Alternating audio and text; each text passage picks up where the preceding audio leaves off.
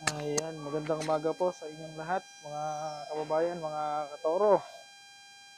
Tayo po ay aakit sa taas. Titingnan po natin yung ginagawa nila.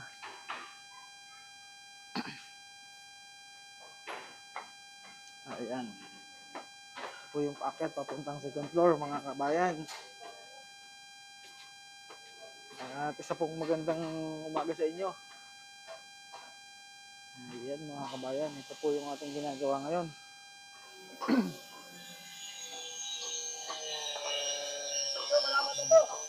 Bumubuo po sila ng forma, pang siroho, mga kabayan. Ito,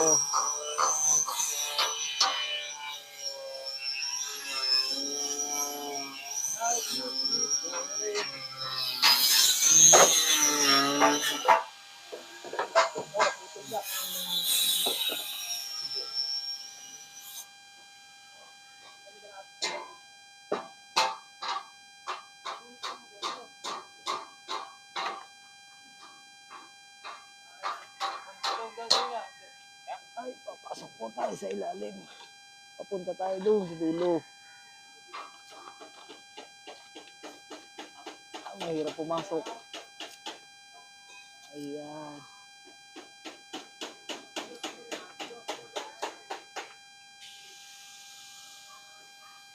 Ito na po. Siguro po ay makalawa ay magbubuhos na kami, mga kabayan. Ayan. May mga hiroho na din po yung kaposte natin. Ayan, makikita po nyo yung siroho. Yung abang po ng dowels. Ayan. Meron na po tayong mga abang ng dowels. Ayan po yung abang. 0.8 po yung abang natin, mga kababayan.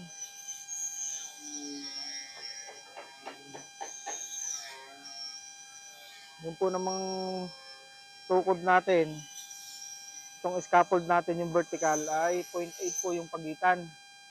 Para po sigurado na mas matibay. Ayan po, 0.8 po ang pagitan yan, mga kababayan. Dito po sa parte na to tayo mix ng halo. Gamit po natin itong one bagger mixer. At dito na po sa may dulo, pinapaabangan na po natin yung sa electrical. Ayan po, binubutas na po niyan yung sa electrical, kababayan. Ayan, binubutas na. Binubutas na ni Master George. Master Electrician po yan. Ito naman yung pinakamatanda kong kapintero. Masipag po yan. Sipag po yan. Silipin natin yung pinapahukay natin sa baba. Yan yung hinuhukay natin sa baba. Iniwas na po natin sa Puso Negro. At hindi rin po pwede doon sa kanto na yon. At doon po yung right of way, 50 cm lang, ay hindi makakadaan yung tao. Kaya yung poste po ay ililipat natin doon sa may pumasok po tayo ng mga 2 metro. May planning na din po tayo. Ayan. Yung foundation po natin, ang lalim po ay 2 metro, mga kababayan. Tapos po ang laki ay 2 meters. Ayan, kita po ninyo. Delikado lang po at baka may lumabas doon na ginto. Tay! Wala pa nalabas na ginto. Hati-hati tayo, ha. Kunti, nararamdaman nyo na yung ginto. Kapag naaamoy na yung ginto dyan, malapit sa Puso Negro, yun na yun.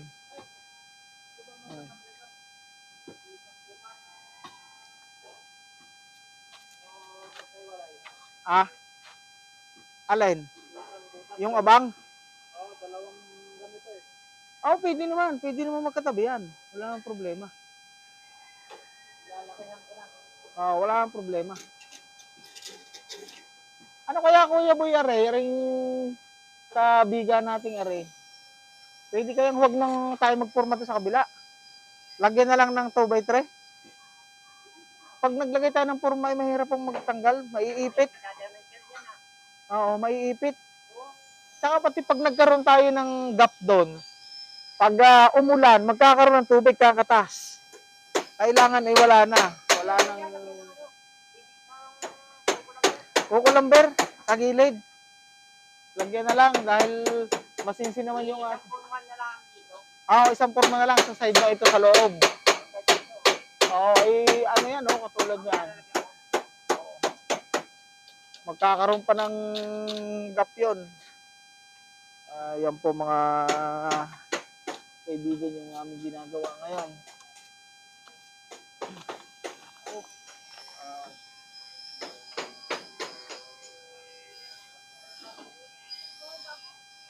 Ito po, nagsisiroon na rin po sila doon sa may gilid ng malapit sa taas ng CR. Itong pong part na to ay hindi na gagawing CR at tapat po nito ay CR. So para magiging kalalabasan nito mga kaibigan ay magiging kwarto na lang. Tapos gagawa tayo ng isang CR doon sa may gilid. Ayan. Ito po yung isang axis namin pababa.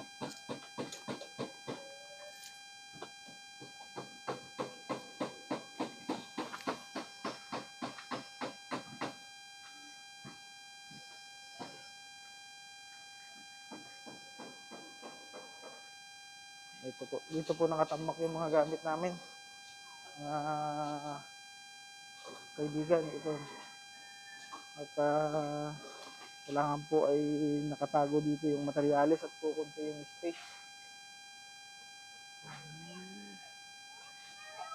Punta po tayo dun sa hinuhukayan nila mga.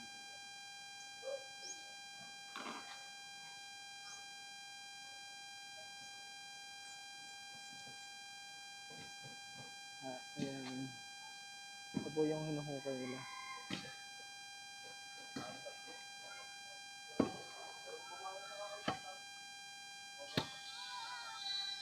Ayan, kita po ninyo yung tubo na yan. Dinivert po namin yung tubig nitong kapitbahay namin kasi maiipit po ito. Ito po yung galing po sa kanyang laboratory. Ayan. So, ito pong area na ito po yung sa amin. Kaya po ito ay dinivert namin, dinali namin din. Ayan, inoobserbahan po natin kung hindi magbabara ito. At ito po naman ay diretso doon sa may parting kalsada na yun sa drainage. Ayan.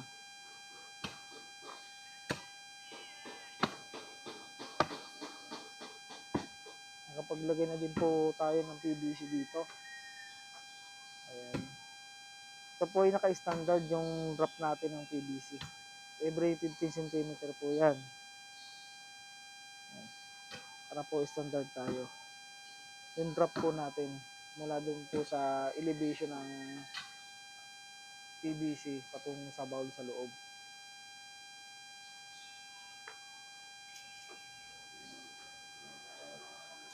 Ito naman po yung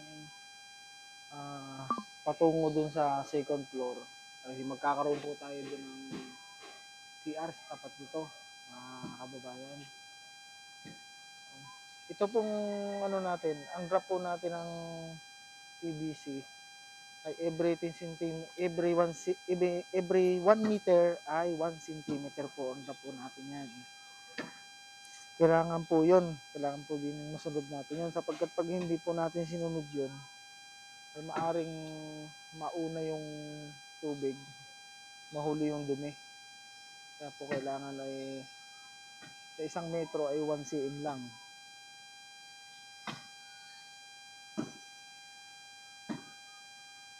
Ayan.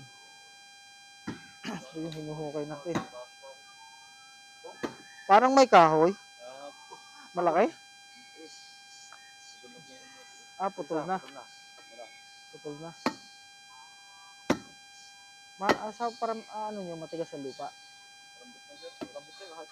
Malambot.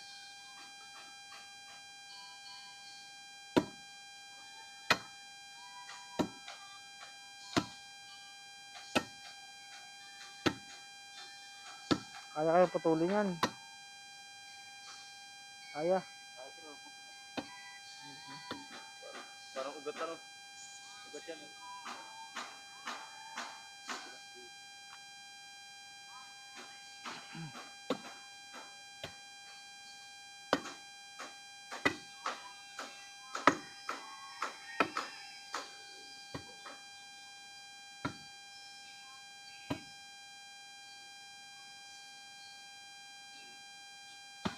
Ayan mga kababayan, balik na po tayo dun sa kabila.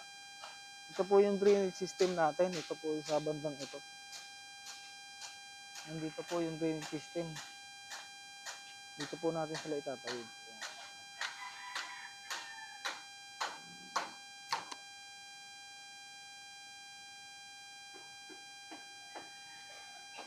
Ito pong tinayo natin na eskwelahan na to ay mahigit na 4 na taon na.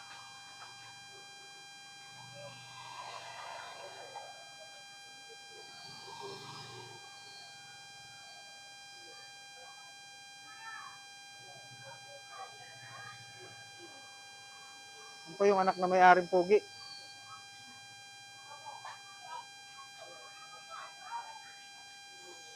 Kaya po tayo sa taas mga kababayan. Ayan. Ito po ay hindi muna natin madidimuli sapagkat mayroon pa pong gaganapin na klase. Nakuha po sila ng isang batpa para po makapagturo dito ng welding. Kaya po ito ay mahuhuli. Mauna po yung buhusan itong ginagawa natin ngayon. Wala po pag-wieldingan, walang area. Yung pong baba naman ay napakaliit po ng area doon, kaya po dito na tayo. Dito na tayo pupunta. Pag ito yung naislaban, ililipat po itong building area na to doon sa ating ginagawa. Ayan. Ilipat po yan doon sa kabila. Po yung master electrician natin dito, si Kuya George.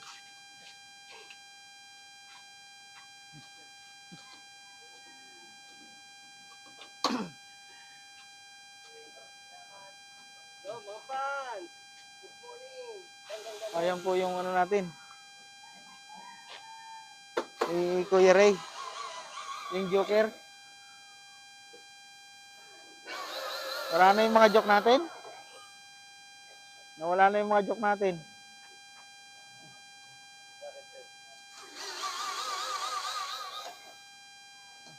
Talagang bari na pala ang nakalo na oh. Oh, ayaw nyo yun?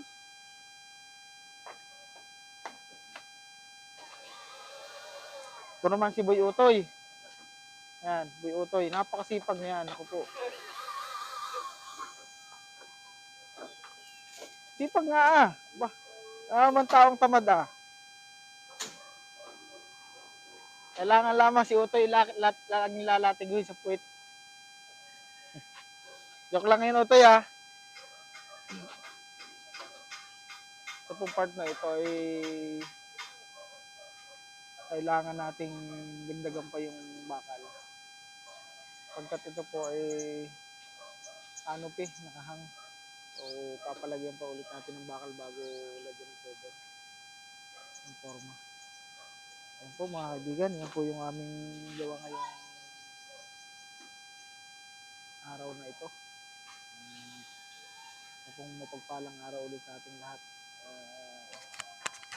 Sana po tayo mag-ingat lagi. Saan lang po tayong lupalop ng mundo. Oh, ano naman yan? Ayan po yung gamit ni Batosay. Ay, kanino ba yung gamit? Ay, aba. Ay, sige, ating titingnan ng finish niyan ng isang araw. Tirahin mo na. Ayan. At ito po naman yung ating pampuserte, mga katoro. Ayan. Kumusta yung pampaswerte natin? Ayan. Maswerte ito kung kasamahan natin ng sikap, taga. Ayan. Yun yung ating pampaswerte, mga kababayan. At hanggang sa muli po na video natin. Kung po mapadaan sa inyong page, subscribe, and like and share para po panood ng iba. Maraming salamat po, mga kaibigan.